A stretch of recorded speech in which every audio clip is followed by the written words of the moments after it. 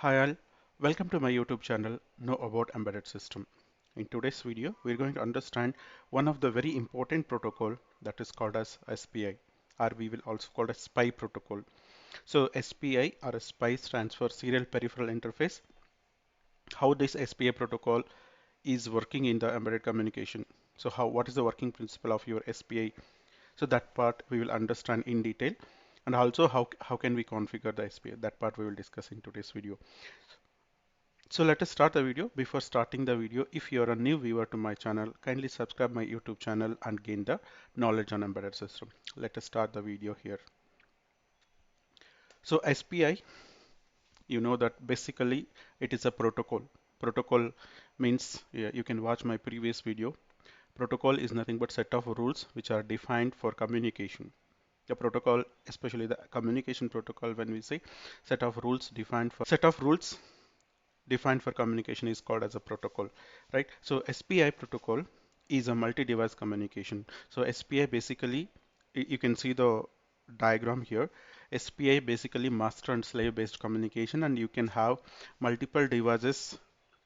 To the multiple devices you can communicate, and SPI will have one master and multiple slaves, and it will use one set of common lines to communicate each slave.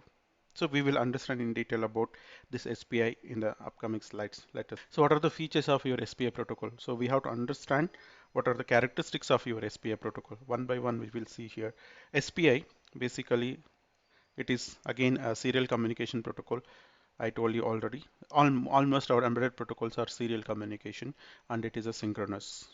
You try to understand the word here, synchronous. Synchronous means we are going to use a clock here. So here you can see this is clock. So we will use a clock to transmit the data. But whereas in EVAT we don't use any clock, right?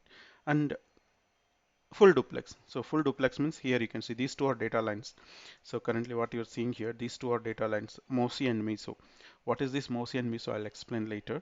These two are data lines. MOSI stands for master out slave in, MISO stands for master in slave out.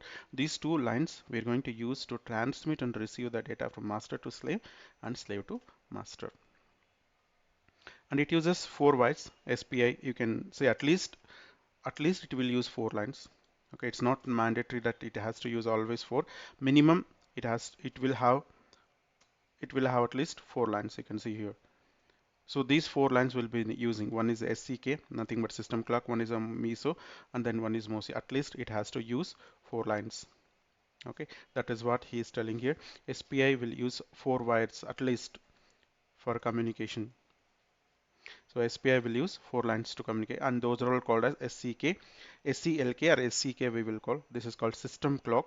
SCK full form is system clock. MISO stands for master in slave out. MOSI stands for master out slave in, and then the last one here, chip selection, or it's also called as slave selection. So these are all the 4 lines, and you know that already. I have already explained SPI is a multi-device communication, and one device will be acting as a master and other device will be acting as a slaves. And the next point, if you see here, it supports up to 1 Mbps speed. So what is the advantage of SPI protocol is high speed communication. Up to 1 megabits per second it can transmit. That is one of the good advantage of SPI. 1 Mbps speed it will, and 1 Mbps speed it will operate maximum up to 1 Mbps. Multiple devices you can connect on a single bus. So here you can see we have 3 devices, slave 1, slave 2 and slave 3, and these 3 devices are connected to the common line. That is called as multiple devices can be connected on a single line. But at a time, even though multiple devices are connected, we can communicate, the communication will happen only between one master and one slave. It is not meaning that we can communicate with all the devices simultaneously. No, it is not like that. But at a time, we can communicate from one master to other slave. So one-to-one communication will happen, but there will be connectivity for other slaves as well. So that is the meaning here. And who will control all operations? The complete operations of SPI is controlled by master. Master will take care all the communication speed, and when it has to transmit, and when the master has to receive, all those things, controlling actions will be taken care by master side. And how many bits it can transmit at a time? It can transmit 8 bits or 16 bits. 8 bit even up to 16 bit, 8, 9, 10 up to 16 bit it is possible. And based on the clock, it is SPI modes are classified into 4 that I'll discuss later. And there is a one more important thing with respect to SPI, that is called Daisy Chain. So SPI will support a Daisy Chain whenever we have only one single line of a slave selection. So let us assume I have only one single line. In that situation, the SPI will go to the Daisy Chain mechanism. So what is this Daisy Chain? That also we will see in detail later. So these are all just features of your SPI. I hope this is clear. So if you like this, please subscribe to my YouTube channel. Let us move to the next topic here in SPI. Okay, just now we were discussing about the different pin configurations, right? So I told you there are at least 4 pins required, I said SCK, MOSI, MISO, and so one by one we will see what is the meaning of this. The clock, or we will also call it as system clock. SPI is a synchronous protocol. I have already explained in the previous slide. Basically, SPI is a synchronous communication protocol. Synchronous means we will use a clock. So we will use a clock to transmit a data. That is that type of communication, or whenever you're using a clock, that type of communications are called as synchronous communication. So that's clock which is supplied or which is given from the master side, and that clock is called as system clock, or SCK we will call. And who will initiate this? So this will be initiated by master side. Always clock configuration and chip selection both are controlled by master side. Okay, and why this is required clock? Clock is required to transmit a bits along with the MOSI and MISO line. One bit will be transmitted for every one cycle. The speed is transferred determined by frequency of clock. So that means if you're transmitting 100 bits per second, then meaning the 100 hertz you're operating in. So this I'll explain later. So this is called system clock, which is used to transmit the data. The second point, second pin or second hardware pin, so it's called as a MOSI. What do you mean by MOSI? Master out, slave in. Here you can see MOSI, master out, slave in. So MOSI stands for master out, slave in. Very simple definition. Data will be transmitted from the master side. Data will be given to the slave end. This is called as MOSI. Okay, very simple definition. The next one is MISO. So MISO stands for reverse operation of MOSI. MISO, you know that MISO stands for master in, slave out. The data will be transmitted from master. Data will be transmitted from data will be transmitted from slave side. Data will be received in the master side. So this type of communications are called as MISO. Okay. Then the slave selection. The slave selection, who will select the slave? Let us assume I have 3 slaves here, slave 1, slave 2, slave 3. Who is responsible for selecting the slave? Master is responsible for selecting the slave. So master will decide to which slave we have to transmit the data and from which slave we have to receive the data. Okay, so here you can see I have 3 slaves in my design here in the diagram, and separately we will have chip selection lines. Here you can see. So I have a chip selection line here for slave 1. There is a chip selection line for slave 2, and there is a chip selection for slave 3. Like this, each slaves will be selected from the different pin. So this is one disadvantage of a SPI protocol, I would say here, because if you have more number of slaves, I require more number of pins. Okay, so let us discuss that later. So chip selection, the master can choose, the master can select the slave with the help of slave selection line by sending active low voltage. So if you want to select any slave, you supposed to send active low voltage. Active low voltage nothing but you have to send a 0. How the slave will be selected? The slave will be selected by transmitting active low signal by sending 0 to the respective slave. That is what he is telling. So by setting the slave selection line to low voltage, you can select any one of the slave which is connected in the SPI network. Okay, and whenever you're not transmitting any data, you just make it high. So very simple here. So 1 means no communication. Slave selection line, or you can say SS line, whenever it is 1, no communication, no COM, I will say no com here. No com means no communication. And whenever you're transmitting 0, the slave selection, slave selected. So you have to transmit 0 for selecting the slave.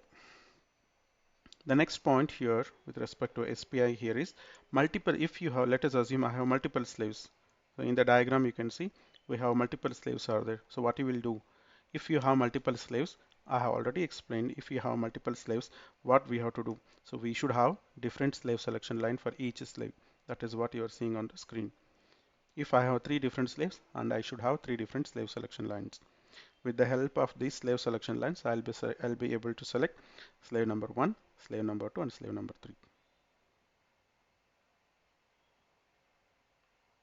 Okay. So the last point you see here, if I don't have all 3, I don't have different chip selection lines, but I have 3 different slaves. I have slave 1, slave 2, slave 3, but I do not have multiple slave selection lines. In that situation, the SPI will go to the daisy chain method. So what is that daisy chain? I'll explain in the next slide. Okay, I hope this all clear to all. So what is the daisy chain concept? So what is daisy chain? So daisy chain means, just now I was talking about the last point of a previous slide. Here you can see, if I have multiple slaves present in the network, I have 3 different slaves, slave 1, slave 2, slave 3, but I have only one slave selection line, and I don't have slave selection number 2 and slave selection number 3.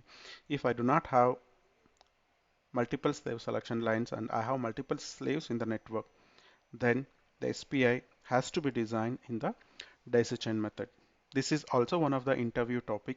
What do you mean by daisy chain and how SPI will be acting as daisy chain? Okay. So design, you can see on the screen. What do you mean by daisy chain? Daisy chain means, now you can, I have already explained what is a daisy chain and why it is required. In the right hand side, you can see I have 3 different slaves, slave 1, slave 2, and slave 3.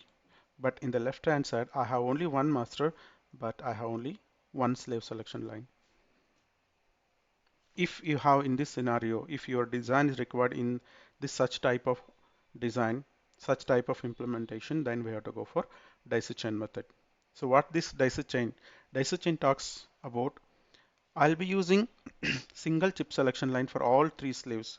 So slave number 1, slave number 2, and slave, I have 3 slaves, and I'll be using common chip selection line. You can see here, chip selection is common to all slave 1, slave 2, and slave 3. And system clock also will be shared to all 3. But MISO line you see, MOSI line you see here, MOSI means master out slave in, master will transmit data to the slave number 1 here. After receiving slave number 1, what slave will do? Slave, that is nothing but on MISO line, it is connected to the MOSI line of the slave 2. So MISO line of slave 1 is connected to MOSI line of your slave 2. Similar to that, MISO line of slave 2 is connected to MOSI line of your slave 3. And finally, MISO line of your slave 3 is taken out and it will be given to the master MISO. So this design is called as daisy chain, SPI in daisy chain mode. Okay, so if you get a question in the interview, you can explain this concept and easily you can clear the interview. So this is what I kept it in the statement here. Daisy chain mode. So it will be configured when you have only one chip selection line. Multiple slaves are there. In this configurations, all slaves will receive common clock and common chip selection line. Okay, and in that situation, the MISO line of slave 1 will be connected, propagated. The MISO line data will be propagated to slave number 2 of MOSI, then again MISO slave 2 to MOSI slave 3, and finally MISO slave 3 to MISO line of your MISO line of your master. Okay, so this method, data will propagate from one slave to other slave for every one cycle. So this design is called as daisy chain. I hope this is also clear. Then so then we have one more topic in our SPI. Modes of operation. So SPI will operate in four different mode: mode 0, mode 1, mode 2, and mode 3. It's very simple. What is mode 0 and mode 1, mode 2, mode 3? So what is before understanding that, we have to understand two different parameters. One is a C pole and C phase. So here you can see C pole. C pole stands for clock polarity. Name itself, C pole stands for clock polarity. What it means, polarity means. So we are going to use a clock, right? So this clock, let us assume this is my clock, and clock state it will define whether we have to go for active low clock or active high clock. Active state of a clock is 1 or 0. That part will be decided by C pole. In the SPI communication, C pole, nothing but clock polarity, determines the idle state of the clock, high or low. So whenever you keep C pole bit as 0, high state is active high, and whenever you keep C pole bit as 1, it is called as active low. Very simple. 0 and 1. When you keep 0, it is active high, and when it is 1, it is called active low. And then we have C phase, that's C phase, or it's also called as clock phase. So using this clock phase, we are going to detect the data on the clock on a rising edge or on the falling edge. So we can detect the data either on the rising edge, we can detect the data on rising edge, or we can detect the data on the falling edge. So like that, whenever you keep C phase is equal to 0, data will be sampled on a rising edge, and whenever you keep the phase is equal to 1, data will be sampled on falling edge. Sampling means detection. Data will be detected on rising edge or falling edge. Okay. Using these two bits, clock phase and polarity, so your SPI operating modes will be decided: mode 0, mode 1, mode 2, mode 3. Like this, we have four different modes. Mode 0, pole is 0, phase is 0, active state of clock is 1, and data will be sampled on a rising edge. Similar to that, pole is 0, phase is 1, active state of clock is 1, nothing but high, data will be sampled on falling edge. Similar to that, 1 0, active state is 0, data will be sampled on rising edge, and finally for 1 1, active state is 0, data will be sampled on falling edge. So this, based on these two, the modes will be decided. Okay. So advantages of the SPI. There are many advantages are there. There are disadvantages are also there. Let us discuss advantages and disadvantages here.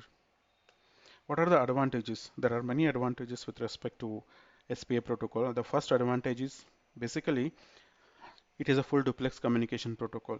So what do you mean by full duplex? Two-way communication. So one big advantage with SPI, you can transmit and receive simultaneously on your MOSI and MISO lines. This is one big advantage. Second advantage is 1 Mbps speed. So standard, this is a high speed of your SPI protocol. Up to 1 Mbps you can transmit and receive the data. Because of this, SPI protocol also widely it is used in the automotive industry as a supportive protocol. Main protocol in automotive will be a CAN or a FlexRay. To support CAN and LIN or CAN or Ethernet or FlexRay, we will also use SPI to support your main protocol. Okay, because of this high speed. Simple hardware, we require only 4 pins to configure to transmit and receive the data. There is no start and stop condition. So unless like we have seen already in the UART we have start condition and stop condition. There is no start and stop condition here. Directly we have to pull SS line to low. That is a start condition.